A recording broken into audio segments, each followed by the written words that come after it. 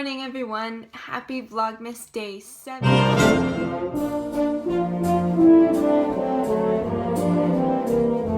We are 3 days before Christmas, and this vlog is going to be everything you need to know about macros. You always see on social media macros, IIFYM, flexible dieting, these terms, and if you don't know what the heck they're talking about, that's why I'm here today, to tell you all about macros, everything you need to know, how to start tracking your macros, why you should track macros, what are macros, how flexible dieting works. Everything is going to make sense after this video for people who don't know and who are wanting to learn about macros.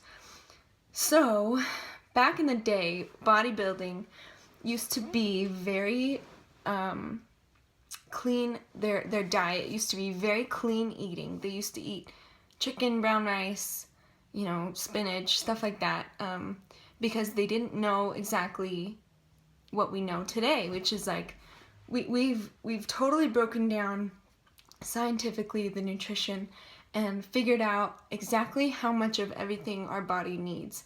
And what I mean by that is the 3 major macronutrients. We have 3 major macronutrients. It's protein, carbs, and fat. So when people talk about macros, that's what they're talking about. They're protein, carbs, and fat.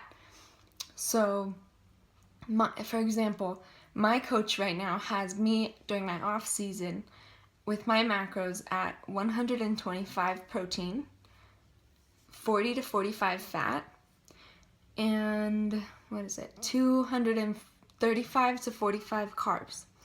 So you have protein, carbs, and fat. So how do you track your macros? Most people use an app like MyFitnessPal, or I know there's another app called MACROS, I think. It's really simple and easy to use. You have your app on your phone, and you can scan, like, let's see right here, I have, say this is a loaf of bread, and you have the barcode. You can scan with your MyFitnessPal app the barcode, and it will bring up all the nutrition facts, and you can say exactly you had 2 slices of this bread, and it will tell you how many protein, carbs, and fat are in those 2 slices of bread. What I showed you before, my macros were of protein, carbs, and fat. So those are my macronutrient goals. So every day I try to hit those numbers perfectly using MyFitnessPal and scanning everything that I eat. So you track everything that you eat with MyFitnessPal, and it's kind of like a puzzle. You have to figure out what foods fit inside your macros. And what I mean by this, I wonder if I'm making sense. Okay, let's backtrack a little. It's early.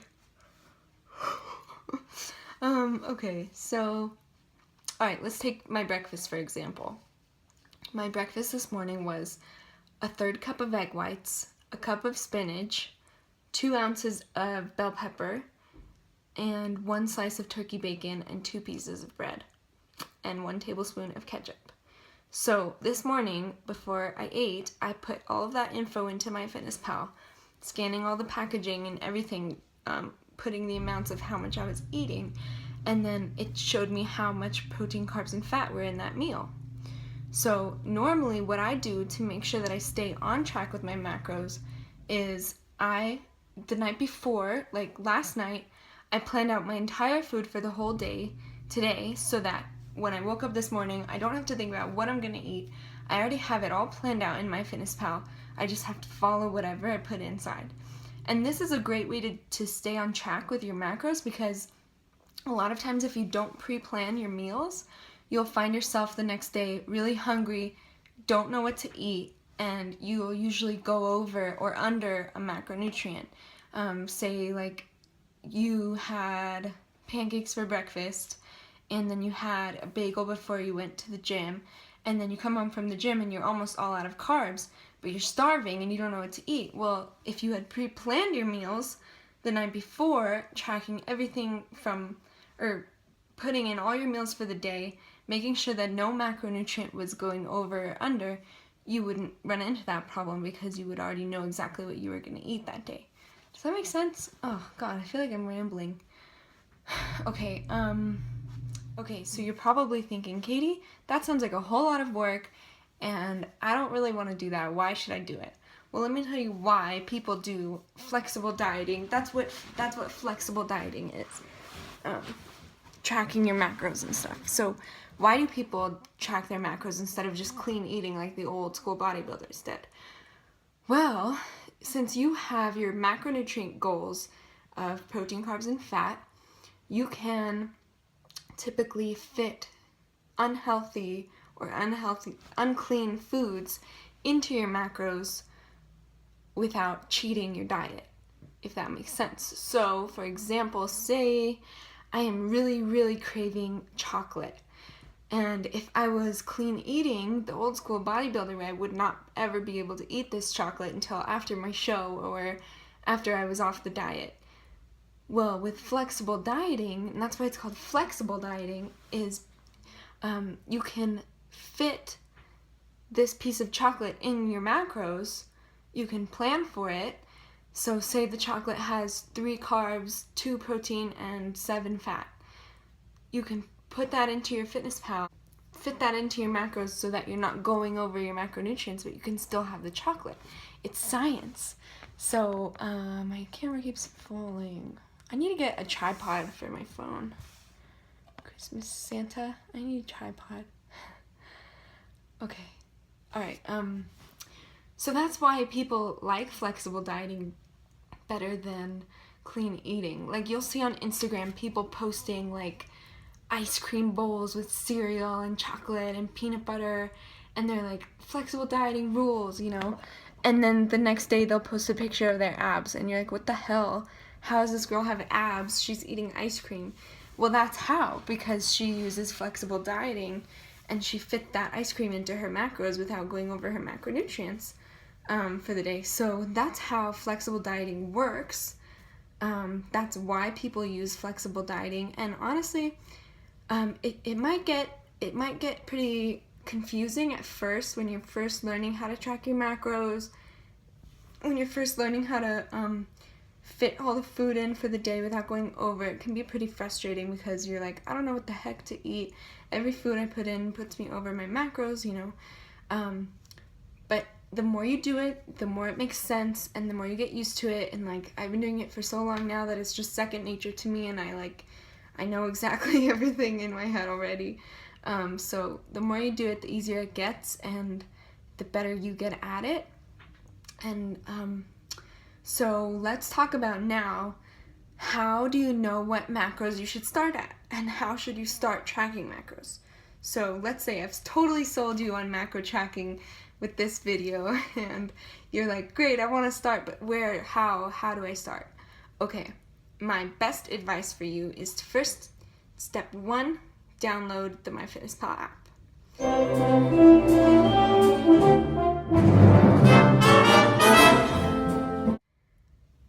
Second step, step 2, track everything you eat normally throughout the whole day for like 2 or 3 days.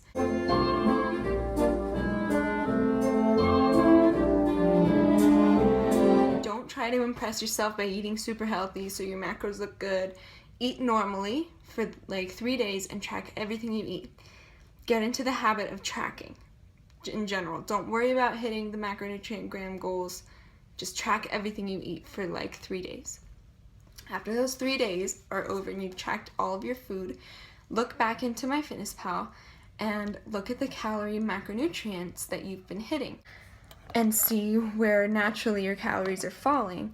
A lot of people are surprised when they see that they're only eating 100 carbs, or you know, they thought that they were eating way more than they actually are, and it can go both ways. So anyways, so you track your three days, take the average of those and see the average of your macronutrients where you're eating naturally.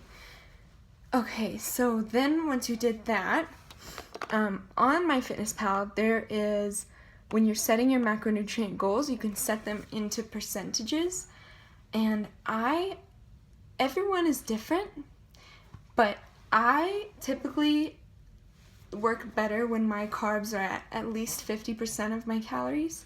So you can set your macronutrients by percentages, or you can also do it by grams, but you have to buy the premium. It's $10 a month. I bought it because I need it, but you don't have to. So you can set your macronutrient goals by percentages.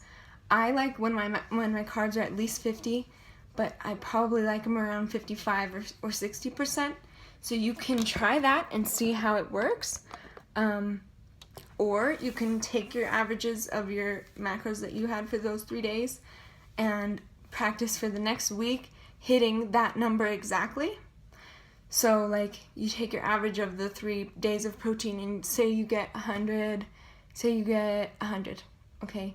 So then the next week try to hit that number perfectly and do the same for carbs and fat. And then the next week after that, once your body stabilizes at those macros, maybe play around with your macros, give yourself a little more carbs, just see how it goes, you know? Play with the percentages and see what MyFitnessPal recommends.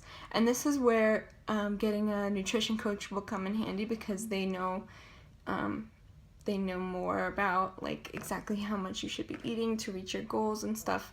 And that can be another video that I make. This is kind of hard. I really don't know if I'm making sense. I'm just talking to my phone. It makes sense in my head. Okay, where was I? Okay, that's how you can get started tracking your macros. That's my recommendation. Start tracking what you naturally eat, average out those days, and practice hitting those exact numbers so you can get the hang of MyFitnessPal and tracking your macros, and then go from there and see maybe playing with the percentages. A good recommendation for percentages, I would say, is 50% carbs, 20% fat, and 30% protein. And you can play with this also. Try to keep your protein around your body weight in pounds. So like say you're 130 pounds, maybe have your protein at 130 and see what percentage that puts you at in MyFitnessPal. Fats are tricky because they're different for everyone. My body, with high fats, I gain weight. The only way that I can cut really is if I drop my fats really low. But then there's other people who work better with higher fats and lower carbs. Say I'm the opposite. I work better with low fats and high carbs. So you just have to play around and see how it goes. But that would be my recommendation to start. Maybe if you're a beginner and you don't know what you're doing, start tracking, find your average, see what percentages that is in MyFitnessPal, and maybe work your way towards the 50% carbs, 20% fat, and 30% protein goal. Don't do this like right away if they're like really different though, because you don't want to shock your body, and you don't want to like cause bloating or anything like that with like a super high increase in carbs.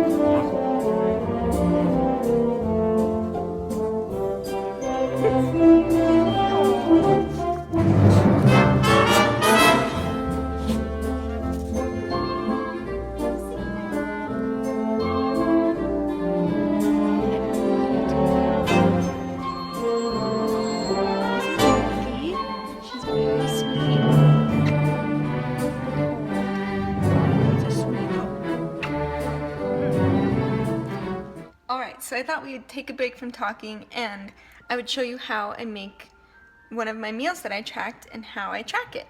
So we're gonna make a protein pancake. It's my pre-workout snack. I am using my food scale, which you can buy pretty much everywhere, like Target, Walmart, anywhere. Sometimes even at grocery stores they sell them. So anyways, I have my scale. I am going to get my pancake mix. Any pancake mix works. I like buttermilk. Okay, so I'm having my pancake mix, buttermilk pancake mix. I am going to put 1/3 cup because that's what I fit in my macros.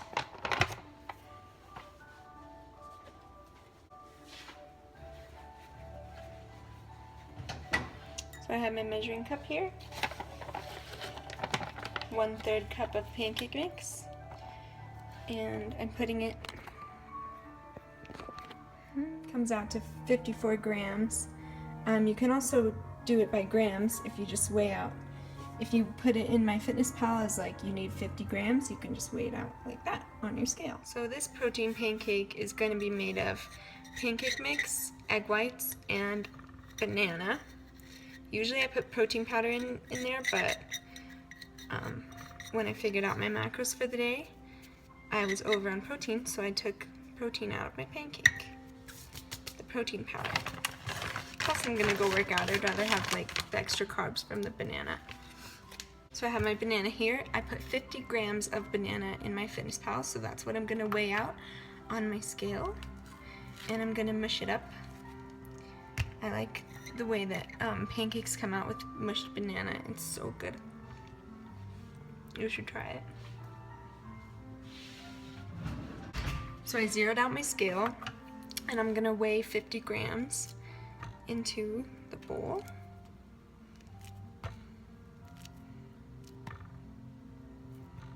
And it was almost perfect, 54 grams of banana. And I'm gonna put a 1/4 cup of egg whites.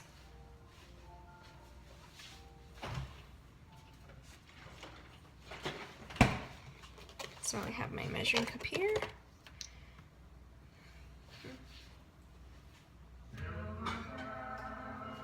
Got my measuring cup here.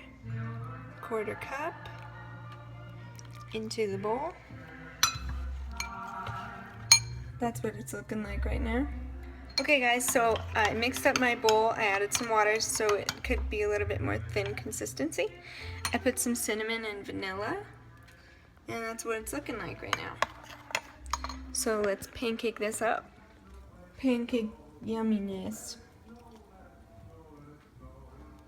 So I'm done making my pancake. I'm gonna top it with 10 grams of peanut butter and some agave and eat it.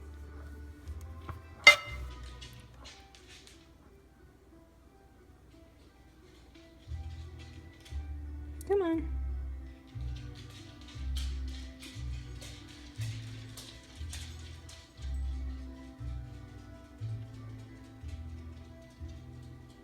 Eight.